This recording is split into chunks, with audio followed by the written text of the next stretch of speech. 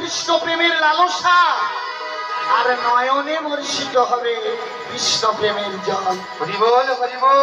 হরি বল রে, হরি বল রে, বল রে, বল রে, হরি বল রে, হরি বল রে, হরি বল রে, হরি বল রে, হরি বল রে, হরি বল রে, হরি বল রে, হরি তাই